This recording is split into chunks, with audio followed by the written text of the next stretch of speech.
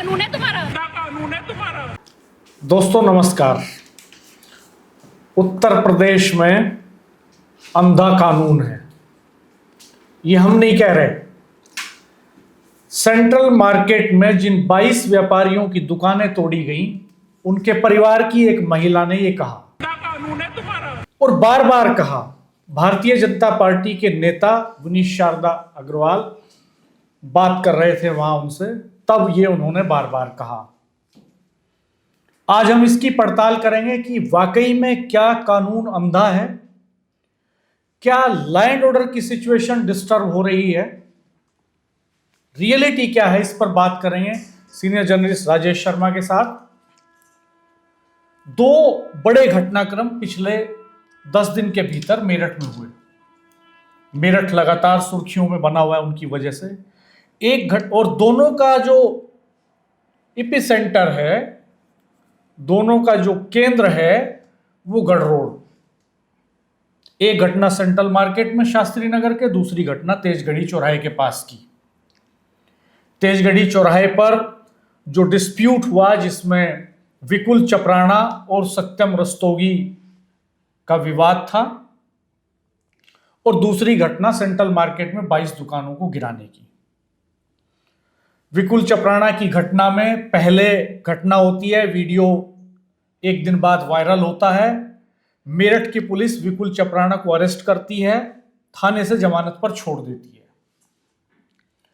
Video viral होता है, police की नींद टूटती है और पुलिस अचानक रंगदारी की धाराएं लगा देती है विकुल चपराना के ऊपर।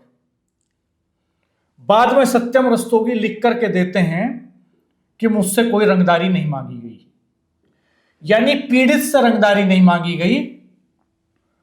और पीड़ित ने यह बार बार कहा कि वो पुलिस की वो कोई डिस्प्यूट नहीं चाहता है इस बीच में, लेकिन पुलिस ने अपने मन से धाराएं बढ़ाई।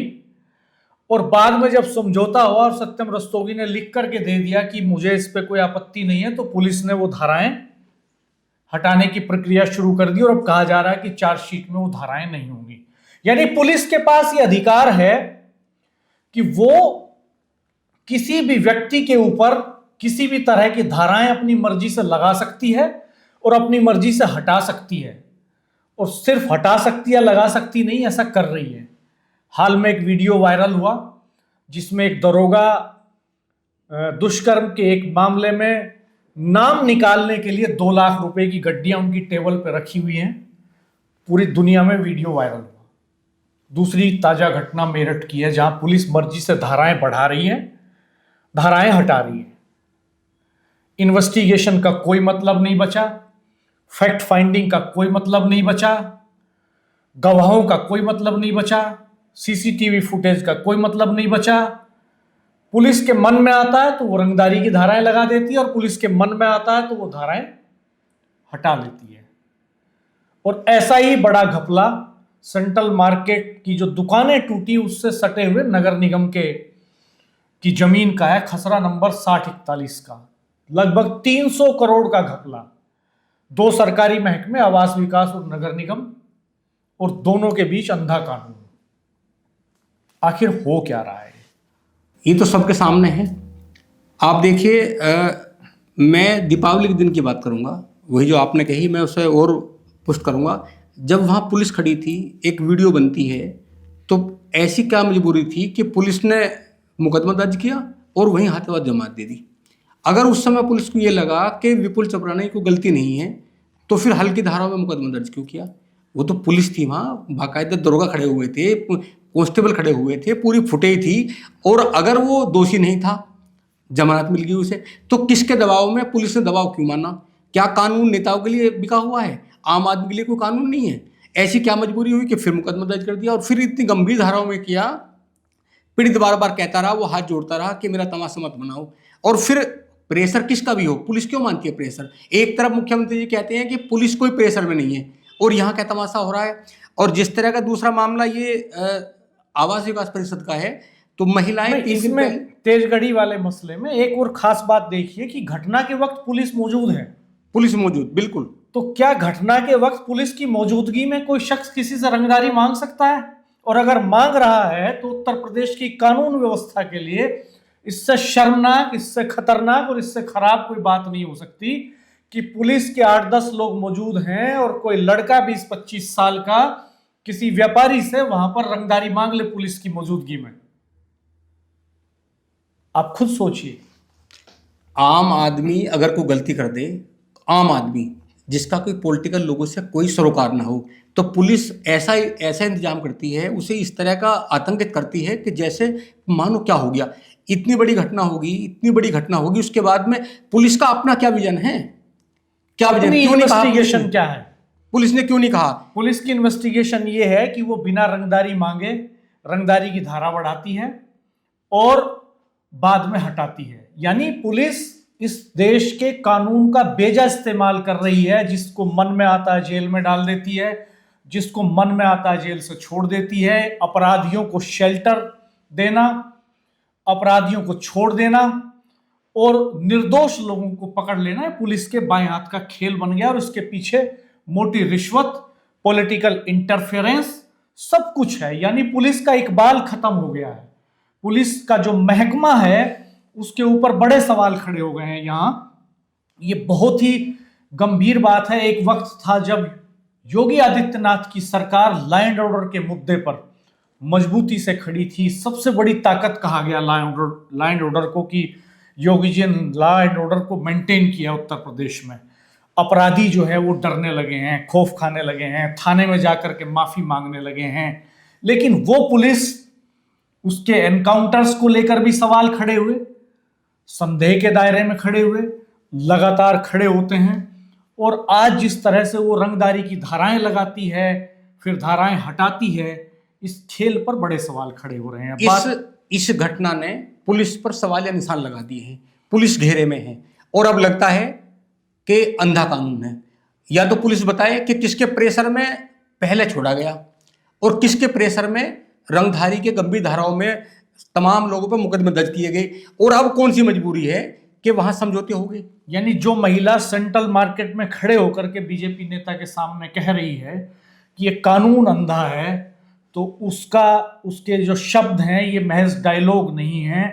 इन पर उत्तर प्रदेश की सरकार को गंभीरता से एक्शन लेना चाहिए और इसकी तलाश करके कार्रवाई करनी चाहिए कि आखिर क्या कानून वाकई में अंधा है। ये महज गुस्से में निकले शब्द नहीं हैं, ये उत्तर प्रदेश की पुलिस का यथार्थ है। अब बात करते हैं आवास विकास और नगर निगम के झगड़े का। 300 करोड़ से ज्यादा का एसेट, एक बिल्डिंग शास्त्री नगर में गढ़ रोड पर खसरा नंबर 6041 उसमें बना दी गई। लगातार उस पर काम चला। 27,762 वर्ग मीटर ये जमीन है। 2023 में यहां बिल्डिंग बनानी शुरू की नगर निगम ने। नगर निगम अपनी बोर्ड मीटिंग में प्रपोजल पास करता है कि ये जो दफ्तर है ये बहुत कंजेस्टेड इलाके में है, हैवी ट्रैफिक वाले इलाके में है, शहर के लोग इजीली आ जा नहीं सकते, इसलिए इस दफ्तर को खसरा नंबर 6041 की जमीन में शिफ्ट कर दिया जाए। ये वो जमीन है दरअसल जो आवास विकास के इलाके में पड़ती है और यहां पर किसी वक्त नगर निगम ने कूड़ा डालना शुरू किया था, जैसे लोहिया नगर में आज डाल रहा है, रेजिडेंशियल कॉलोनी के बीच में। और ये कूड़ा डालते डालते नगर निगम इसका मालिक बन बैठा। ये कहना है आवास विकास का। आवास विकास कहता है कि जमीन हमारी है, नगर निगम कहता है जमीन हमारी है। एक तीसरे शख्स जिनकी उम्र 79 ईयर्स है, धर्मपाल सिंह, वो कहते हैं जमीन मेरी है और इसको गलत तरीके से कब्जा रहे हैं नगर निगम और आवास विकास। इसका लैंड एक्विजिशन भी नहीं हुआ ठीक से, मसले कोर्ट के बीच में हैं। और 2023 में बिल्डिंग बनानी शुरू करता है नगर निगम, कोई नक्शा पास नहीं कराता, बिना नक्शे के 48 करोड़ का प्रोजेक्ट खड़ा कर देता है, जिसकी कॉस्ट अब जाकर के लगभग 57 करोड़ हो जाती है। इसी दफ्तर के भीतर जोनल कॉम्प्लेक्स बनाया जा रहा है, जोनल ऑफिस बनाया जा रहा है, और इसी के भीतर वो कॉम्प्लेक्स बनाने की बात है जिसमें मेयर कह रहे हैं कि सेंट्रल मार्केट के दुकानदारों को दुकान देंगे। यानी कुएं से निकाल करके उन्हें खाई में डाल देने की योजना है पूरी तरह से। अगर कोर्ट ने डिसाइड कर दिया कि ये बिल्डिंग अवैध है, चूंकि कोई नक्शा तो पास कराया नहीं नगर निगम ने, और बिना नक्शा पास कराए एक मेट्रोपॉलिटन सिटी में कोई इतना ह्यूज कंस्ट्रक्शन कैसे हो सकता है जिसकी लागत 57 करोड़ रुपए हो। उस लैंड की कीमत लगभग 300 करोड़ रुपए हो जिस पर वो बन रहा है, इतने बेशकीमती प्रोजेक्ट का नक्शा पास कराना जरूरी नहीं समझा नगर निगम ने, और बिल्डिंग खड़ी कर दी। डॉक्टर साहब, ये तो सरकारी डिपार्टमेंट है। मेयर, क्योंकि मेरठ महानगर है और मेरठ महानगर में निर्वाचित हुए हैं महानगर, और इस महानगर को चलाने वाले आईएएस अधिकारी भी हैं, पीसीएस अधिकारी भी हैं। जब सरकार के नुमाइंदे, सरकार के अधिकारी जब गलत काम करेंगे, कानून की धज्जी उड़ाएंगे, आम आदमी से कह सकते हैं क्या? अभी जहां ये दफ्तर बना है नगर निगम का, आप देखिए कानून का कैसा मजाक बनाया जा रहा है। जहां ये नगर निगम का दफ्तर है, यहाँ से मात्र 200 मीटर की दूरी पे सेंट्रल मार्केट है। सेंट्रल मार्केट में अभी पिछले रविवार को एक कॉम्प्लेक्स होता है, उसमें 22 दुकानें होती हैं, और आवास विकास की दलील पे कि ये इलीगल है, अवैध रूप से बना है, ये तो मुकदमा पिछले 30-35 साल से चल रहा था। उस पूरी बिल्डिंग, पूरे कॉम्प्लेक्स को ध्वस्त कर दिया गया। साथ में 1462 और दुकानें हैं आवास विकास परिषद के कार्य क्षेत्र की, शास्त्री नगर की हैं, जागृति विहार की हैं, माधवपुरम की हैं। वहाँ भी नोटिस चस्पा हुए हैं कि ये तमाम दुकानें इलीगल है, ये सब ध्वस्त होंगी। और उसी के बराबर में एक बिल्डिंग 27,000 वर्ग मीटर में एक ऐसी बिल्डिंग बनी है, सरकारी बिल्डिंग बनी है, 24,762 वर्ग मीटर, 24,000 वर्ग मीटर, और सेंट्रल मार्केट के उस कॉम्प्लेक्स से महज 500 मीटर की दूरी पे है। आप बताइए, वो बिल्डिंग बन रही है, उस बिल्डिंग का ना मालिकाना हक इस डिपार्टमेंट के पास है, ना इसका नक्शा पास कराया जो वहां संबंधित जिसके अंडर में आवास विकास परिषद के, और नक्शा पास नहीं, जमीन उनकी नहीं। आप क्या बताना चाहते हो? इससे बड़ी बेशर्मी एक और है डॉक्टर साहब। जब ये ध्वस्त होती है दुकानें, वे 22 दुकानें जब ध्वस्त हो गई, व्यापारियों ने डिमोन्स्ट्रेशन किया, वो लोग धरने पे बैठ गए, तब शहर के महापौर कहते हैं 22 लोग की आप चिंता मत करो, हमारे नगर निगम की जो मार्केट बन रही है, हम आपको दुकानें देंगे। आप देखिए कि जो उनका कॉम्प्लेक्स ध्वस्त हुआ है, वो इसलिए ध्वस्त हुआ है आवास विकास परिषद की दलील पे कि इलीगल है, और आप बाजार बना रहे हो। उसका नक्शा पास नहीं था, उसमें जो कंस्ट्रक्शन था वो प्लॉट जो है रिहायशी था, और उसमें कॉमर्शियल एक्टिविटी का नक्शा पास नहीं था। इसी ग्राउंड पे सुप्रीम कोर्ट ने उसको गिराने के आदेश जारी कर दिए। अगर इत्तेफाक से ये मामला अगर सुप्रीम कोर्ट में पहुंचा, और ये मामला अगर हाई कोर्ट में पहुंचा और कोर्ट ने इस बिल्डिंग को डिमोलिश करने के आदेश दे दिए, तो सोचिए कि सरकार के 56-57 करोड़ रुपए डूब जाएंगे जिनसे कंस्ट्रक्शन हुआ है। जो कंस्ट्रक्शन एजेंसी है CNDS, उसने जरूरी नहीं समझा कि इसका नक्शा पास कराए, नगर निगम के किसी अधिकारी ने इसकी मॉनिटरिंग नहीं की, पूरा इलीगल कंस्ट्रक्शन खड़ा कर दिया, धड़ल्ले से चल रहा है, सबने आंखें मूंद रखी हैं। आवास विकास के अधिकारियों की आंखें बंद हैं, MDA के अधिकारी उसका कोई संज्ञान नहीं ले रहे हैं, नगर निगम में जो IS लेवल के अधिकारी भी बैठते हैं वो भी इसको पूर्व के अधिकारियों के कार्यकाल का बता करके पल्ला झाड़ लेते हैं। अगर ये मसला, अगर इस देश का कोई भी नागरिक इस मसले को लेकर के सुप्रीम कोर्ट चला गया और उसने कहा कि साहब मेरे 100 गज के 50 गज के मकान को गिराने के लिए बुलडोजर आ गया क्योंकि उसका नक्शा पास नहीं था, और आप मेरठ में 24,762 वर्ग मीटर में 57 करोड़ की लागत से एक सरकारी कंस्ट्रक्शन कर रहे हैं, तो सुप्रीम कोर्ट क्या फैसला देगा आप सहज अंदाजा लगा सकते हैं। 17 दिसंबर 2024 को सुप्रीम कोर्ट का आदेश आया सेंट्रल मार्केट के लिए कि ये अवैध मार्केट है, इसे ध्वस्त किया जाए, और उसमें ऐसा नहीं था कि इन्हीं दुकानों के लिए था। जब सुप्रीम कोर्ट ने ये पूरी इन्फॉर्मेशन मांगी कि और कितनी दुकानें हैं उससे पहले जो अवैध रूप से बनी है, आप बताइए, ये तो बेशर्मी आवास विकास परिषद की भी है कि जब वो तमाम दुकानों की सूची वहाँ सौंप सकते हैं, तो नगर निगम जो बिल्डिंग बना रहा है इलीगल अवैध रूप से, इसकी सूची वहाँ क्यों नहीं सौंपी गई? और फिर सुप्रीम कोर्ट का आदेश इसलिए नहीं, उनका तो एक वो आदेश है, वो म्यूनिसिपलिटी के लिए भी है, वो प्राधिकरण के लिए भी है, वो परिषद के लिए भी है। अगर एक आम आदमी वहाँ अभी 100-200 गज में कॉम्प्लेक्स बनाए, तो आवास विकास परिषद 17 सितंबर 2024 का जो सुप्रीम कोर्ट का आदेश है, इस आदेश की नत्थी लगा के उन्हें ध्वस्त करने का काम करेगा। फिर नगर निगम बिल्डिंग को ध्वस्त, और ये पूरे देश के लिए नजीर है, नजीर है का। और अफसोस की बात, आपने बिल्कुल सही सवाल उठाया कि आवास विकास ने जब इलीगल जो कंस्ट्रक्शन है उनकी लिस्ट सुप्रीम कोर्ट में सौंपी, तो उसमें नगर निगम के इस 24,762 वर्ग मीटर के 57 करोड़ के कंस्ट्रक्शन को शामिल क्यों नहीं किया? ये भी एक बड़ा सवाल है निश्चित तौर पर। बिल्कुल एकदम कानून को अंधा बनाने में तुला हुआ है आवास का परिषद। अरे भाई इतना बड़ा निर्माण चल रहा है, 24,000 मीटर से ज्यादा में काम चल रहा है, आपको वो दिखाई नहीं दिया? आपको 1463 में दुकानें दिखाई दी, आपके सामने इतना बड़ा चल रहा है, ये अवैध निर्माण हो रहा है, वो नहीं आपको दिखाई दिया। दूसरी बात आप देखिए कि 2 डिपार्टमेंट, एक बुजुर्ग आदमी जिनके नाम वो अलॉट हुआ पहले आवास विकास परिषद से, पहले उस पर आप कब्जा करते हो, क्योंकि आप वहाँ पहले कूड़ा करते हो, जहाँ आप कूड़ा डालोगे वो जमीन आपकी हो जाएगी। अभी जो लोहिया नगर में जो कूड़े के ढेर लगे हुए हैं वो प्राधिकरण की जमीन है, तो क्या वो जमीन आपकी हो जाएगी? उस पर आप कब्जा कर लेंगे अगर वहाँ वो नहीं आएगा मालिक। और वो धर्मपाल सिंह यहाँ आते हैं, उनका कोर्ट में मुकदमा है, डॉक्टर साहब कोर्ट में मुकदमा चल रहा है उनका। और ये जो बिल्डिंग है नगर को, इसको लेके भी हाई कोर्ट में रिट दायर हो चुकी।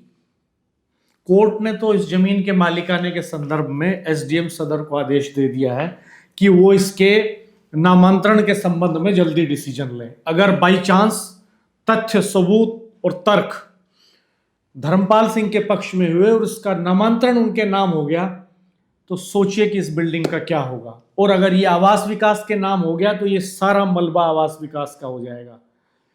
बड़े सवाल हैं। नगर निगम के अफसर आंखें मूंदे हुए हैं, सारी सरकारी एजेंसियां हैं। नहीं, सवाल इस बात का कि आप सरकारी विभाग हो और आपके डिपार्टमेंट को चलाने वाले आईएससी बैठे हुए हैं, पीसीएससी बैठे हुए हैं, निर्वाचित महापौर हुए हैं, म्यूनिसिपैलिटी है, और आप कानून से सीधे कानून का जो है उल्लंघन कर रहे हो। कुछ तो होगा कानून, मतलब बिल्कुल अंधा कानून मान लिया क्या? कोई कानून नहीं है।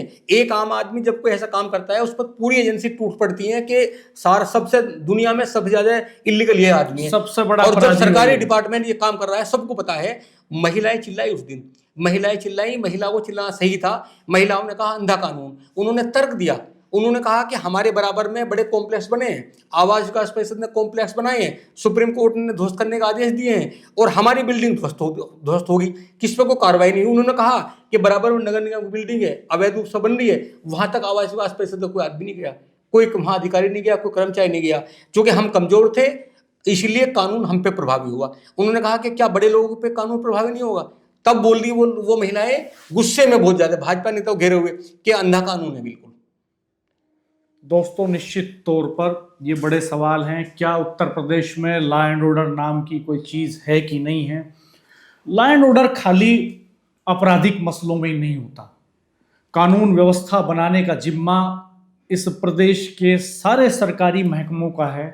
नागरिकों का उत्तरदायित्व है कि वो उसका पालन करें। लेकिन जब सरकारी महकमे कानून का उल्लंघन करने पे उतर आए, जब सरकारी महकमे नोटों की चंद गड्डियों के बदले किसी भी कानून की व्याख्या अपने हिसाब से करने लगें, उसको अपने हिसाब से बदलने लगें, उसमें अपने हिसाब से छूट देने लगें, तो सोचिए एक डेमोक्रेटिक सेटअप का क्या होगा।